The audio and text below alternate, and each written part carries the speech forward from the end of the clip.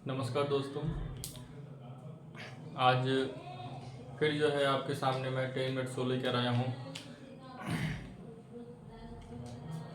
इसके पहले मैंने पाल वंश और सेन वंश के बारे में जानकारी प्राप्त की है। प्राचीन इतिहास में पाल वंश और सेन वंश के बारे में जानकारी प्राप्त की है और आज मैं जो है कश्मीर के राजवंश के बारे में जानकारी प्राप्त करेंगे। कश्मीर के राजवंश में जो 3 वंश हैं, कारकुट वंश, उत्पल वंश और लोहार वंश, इसके बारे में जानकारी प्राप्त करेंगे। और कश्मीर के राजवंश में ये तीनों वंश का जो उदय हुआ, ये तीनों वंश जो है क्या क्या कार्य किए इन्होंने, इसके बारे में जानकारी प्राप्त करेंगे। तो उम्मीद करते हैं कि दोस्तों हमारा शो आप लोगों को अच्छा लग रहा होगा। तो आप लोग जो है हमारे साथ बने रहिए और हम ज़्यादा से ज़्यादा जो है कोशिश करेंगे कि अच्छा कंटेंट और अच्छी जानकारी आपको हम प्रोवाइड करें। तो दोस्तों चलिए हम लोग आज देखते हैं कश्मीर के राजवंश के बारे में। तो सबसे पहले हम यदि जानेंगे तो कश्मीर, तो हमारा जो मौर्य साम्राज्य था, मौर्य साम्राज्य जो है मौर्य वंश का जो है स्थापना जो है चंद्रगुप्त मौर्य ने किया था। मगध के साम्राज्य धनानंद को हराकर, धनानंद को पराजित करके जो है मौर्य साम्राज्य का जो है स्थापना चंद्रगुप्त मौर्य ने किया था। तो मौर्य साम्राज्य के शासन काल से ही जो है कश्मीर के राजवंश का पता चलता है। यानी कि मौर्य साम्राज्य में ही जो है, मौर्य साम्राज्य के समय में ही जो है वो कश्मीर जो है वो अपने एरिया में मिला लिए थे। यानी कि मौर्य कहने का यहाँ पे है कि मौर्य साम्राज्य का अंग कश्मीर को मौर्य वंश के समय बनाया गया था। ठीक है, कश्मीर को जो है मौर्य साम्राज्य का अंग बनाया गया था। कब? तो मौर्य वंश के समय में। ठीक है, इसमें से जो है मौर्य साम्राज्य में जो है एक सम्राट अशोक थे। मौर्य साम्राज्य में जो है एक सम्राट अशोक थे जो मौर्य वंश के शासक थे और बहुत ही शक्तिशाली शासक थे। ठीक है, तो श्रीनगर जो है कश्मीर में जो एक श्रीनगर जो है, श्रीनगर शहर की जो है स्थापना की थी। कौन की थी? तो अशोक जो है श्रीनगर का स्थापना किया था।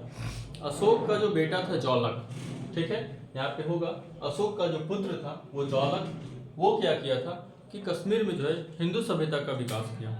हिंदू सभ्यता का प्रचार प्रसार, हिंदू सभ्यता का विकास जो है, हिंदू धर्म का मतलब कि वहाँ पे जो है स्थापित किया। कौन? तो ये अशोक का जो पुत्र था कौन था? जौलक था। तो चलिए हम लोग जो है उसके बाद जो है कश्मीर के राजवंश में 3 वंश का उदय हुआ। तो पहला जो हमारा कारकोट वंश, प्रथम वंश जो था हमारा कारकोट वंश था। इसके संस्थापक थे कौन थे? दुर्लभ प्रथम थे। इसके संस्थापक कौन थे? दुर्लभ प्रथम थे। कारकोट वंश के संस्थापक दुर्लभ प्रथम थे। अब दुर्लभ प्रथम के समय में जो है चीनी यात्री जो वेन सॉन्ग था, वेन सॉन्ग जो हमारे चीनी यात्री थे वो कश्मीर यात्रा पे आए थे। किसके समय में? ये दुर्लभ वर्धन के समय में। दुर्लभ वर्धन संस्थापक जो है इसका, कारकोट वंश का जो संस्थापक है दुर्लभ वर्धन है। और दुर्लभ वर्धन के समय में ही जो है वेन सॉन्ग जो कश्मीर यात्रा पे आए हुए थे। वेन सॉन्ग कौन है? वो चीनी यात्री थे। ठीक है, तो उसके बाद जो है कारकोट वंश में दुर्लभ वर्धन जो है इसके संस्थापक थे। इसके बाद जो है सबसे शक्तिशाली शासक जो है ललितादित्य मुक्तापीठ, कारकोट वंश का सबसे जो है शक्तिशाली शासक कौन थे? ललितादित्य मुक्तापीठ। और ललितादित्य मुक्तापीठ ने जो है मार्तंड मंदिर का निर्माण करवाया। मार्तंड मंदिर का निर्माण करवाया। मार्तंड मंदिर का निर्माण किसने करवाया? ललितादित्य मुक्तापीठ ने मार्तंड मंदिर का निर्माण करवाया। और ये मार्तंड मंदिर है कहाँ? तो ये मार्तंड मंदिर जो है कश्मीर में है। कहाँ है ये मार्तंड मंदिर? कश्मीर में है। ठीक है, तो उम्मीद करते हैं कि आपको ये कारकोट वंश के बारे में जो भी जानकारी है अच्छी लगी होगी। तो कारकोट वंश एक बार फिर से हम करेंगे। कारकोट वंश का संस्थापक दुर्लभ वर्धन था। दुर्लभ वर्धन जो है कारकोट वंश के संस्थापक थे। और ये जो है वेन सॉन्ग जो है कश्मीर यात्रा में आए थे। किसके समय में? दुर्लभ वर्धन के समय में। इसी में जो है सबसे शक्तिशाली शासक जो है ललितादित्य मुक्तापीठ हुए। जो ललितादित्य मुक्तापीठ ने क्या किया? ये मार्तंड मंदिर का निर्माण करवाया। इसके बाद जो है कारकोट वंश के बाद जो है उत्पल वंश का उदय हुआ। कारकोट वंश के बाद हमारा कौन सा वंश का उदय हुआ? उत्पल वंश। उत्पल वंश का जो उदय हुआ तो उत्पल वंश में जो है अवंती वर्मन, इसके संस्थापक कौन थे? अवंती वर्मन। उत्पल वंश के संस्थापक अवंती वर्मन थे। और ये लोकप्रिय शासक कहलाए। अवंती वर्मन लोकप्रिय शासक कहलाए। लोकप्रिय शासक कहलाए, इसका कारण ये था लोकप्रिय शासक कहलाने का, ये जो है सिंचाई का बहुत ज्यादा जो है अपने समय में जो है ये उत्पल वंश के संस्थापक अवंती वर्मन जो है कश्मीर में जो है ये क्या कि सिंचाई का बहुत ही ज़्यादा मतलब कि जो नहर वगैरह का निर्माण करवाए। ठीक है, तो इसमें से जो है ये लोकप्रिय शासक सिंचाई हेतु जो है नहर का निर्माण करवाया। इसके लिए जो ये बहुत ही ज़्यादा लोकप्रिय हो गए जनता के। ठीक है, और इसमें जो सिंचाई हेतु जो नहर बनाया गया था, नहर बनाने में जो अभी जैसे आप लोग जो है सड़क बनता है या कोई भी नहर कोई भी पुल बना हाईवे बनती है तो उसमें भी इंजीनियर काम करते जो अभियंता। तो यहाँ पे भी जो उस समय भी जब 980 सबके समय में जो है उस समय में उस समय अभियंता कौन काम किए थे, वो जो अभियंता थे वो सुई नाम था इसका। अभियंता का क्या नाम था? सुई। क्या ये बनवाए थे? ये सिंचाई हेतु जो है नहर का निर्माण करवाए थे, इसलिए जो है इसको लोकप्रिय शासक माना गया था। और भी बहुत सारे अच्छे कार्य किए होंगे। इसी के समय में उत्पल वंश में भी जो है महत्वाकांक्षी शासिका रानी दिद्धा हुआ। रानी दिद्धा थी। कौन थी? रानी दिद्धा। और ये कितना ईस्वी में आई थी? 980 ईस्वी के आसपास, जो 980 में जो है ये रानी दिद्धा थी। रानी दिद्धा जो है 980 ईस्वी में जो है उत्पल वंश की शासिका थी और ये लगभग जो है 50 वर्ष तक, लगभग कितने वर्ष तक? 50 वर्ष तक शासन किए। ठीक है, उत्पल वंश के बाद जो है लोहार वंश आया। उत्पल वंश के बाद जो है लोहार वंश का उदय हुआ। लोहार वंश में जो है इसके संस्थापक संग्राम राजा थे। इसके संस्थापक कौन थे? संग्राम राज थे। लोहार वंश के संस्थापक संग्राम राज थे और इसकी पत्नी जो है सूर्यमती। इसमें कहा जाता है कि संग्राम राज जो थे लोहार वंश के संस्थापक थे, लेकिन इसकी पत्नी जो सूर्यमती थी इसको शासन व्यवस्था में जो है बहुत ही सारा आइडिया देती थी, दिमाग देती थी, बुद्धि देती थी।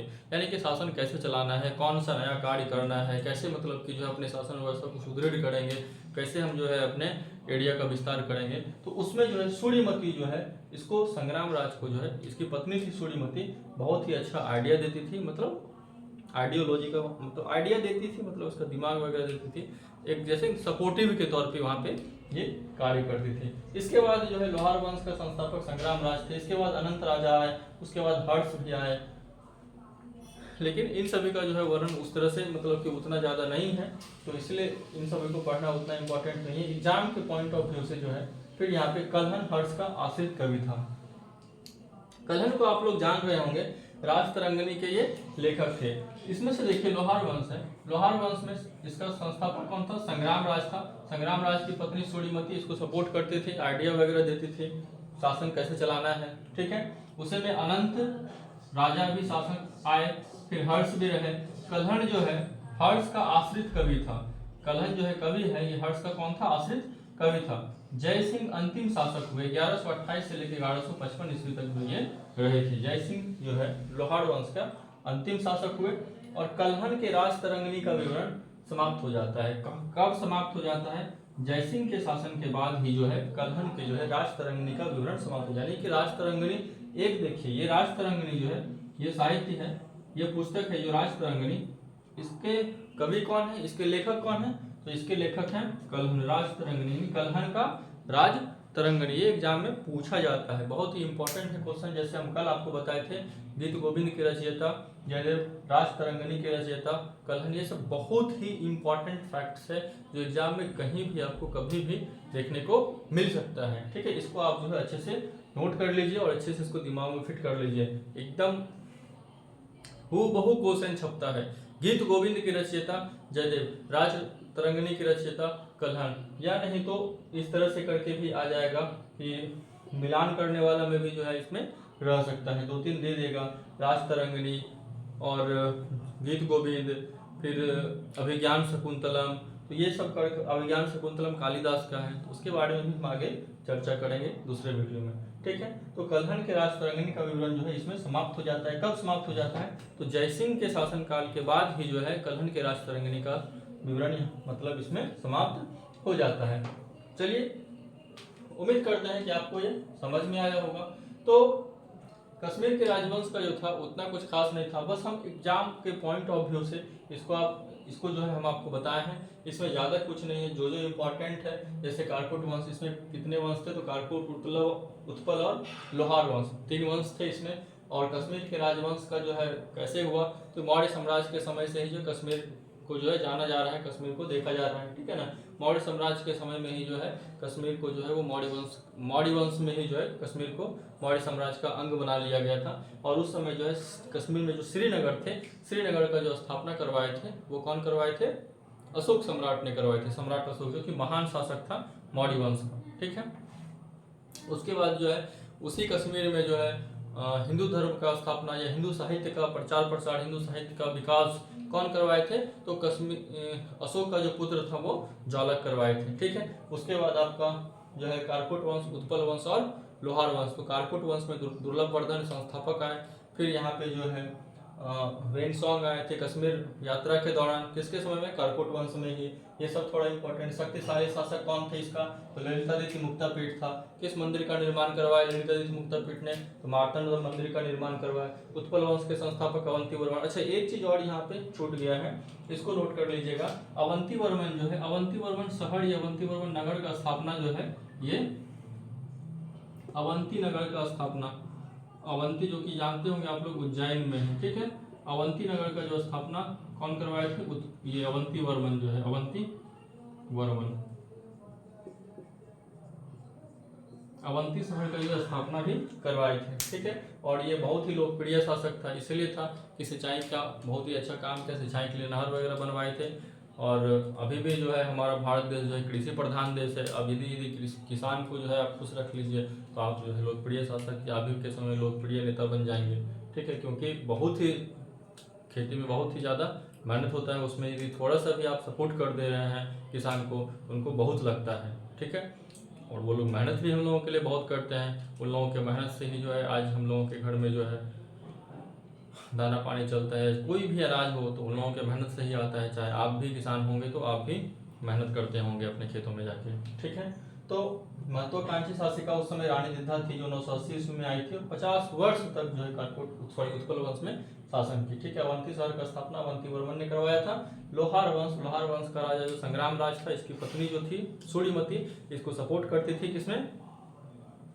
शासन चलाने में, ठीक है।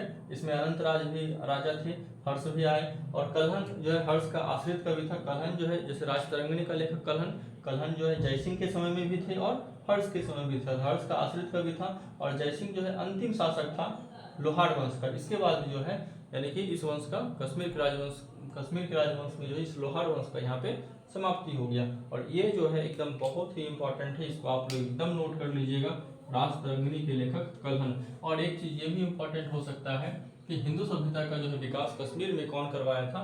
तो अशोक के पुत्र ज्वालक ने करवाए थे, ठीक है। और ये भी है श्रीनगर का स्थापना कौन करवाया था? तो अशोक ने करवाया था। ये सब जो है इंपॉर्टेंट पॉइंट है, इसको आप इसको अच्छे से ध्यान रखिएगा। बहुत लोग आपको ट्रिक भी बताएंगे, तो ट्रिक सबका अपना अपना मत है। मेरे मत के अनुसार जो है ट्रिक उतना इम्पोर्टेंट नहीं है, जहाँ है वहाँ करना चाहिए, लेकिन ये सब चीज़ सीधा दिमाग में फिट होने वाला है। और हमने तो पहले ही वीडियो में आपको बता चुका था कि किसी भी चीज़ को आपको ज़्यादा यदि प्राप्त करना है, ज़्यादा जानकारी लेना है उसमें, तो उसके लिए और अध्ययन कीजिए और अंदर जाके अच्छे से पढ़िए। बहुत सारे बुक अवेलेबल है मार्केट में, आप ले आके पढ़िए। दूसरा जो है रिवीजन आप करते रहिए, जितना आप रिवीजन कीजिएगा उतना जो है ये आपका होता जाएगा। तो उम्मीद करते हैं कि दोस्तों ये आपको समझ में आया होगा। तो ठीक है, आज के लिए इतना ही, फिर हम लोग मिलेंगे दूसरे वीडियो में। धन्यवाद।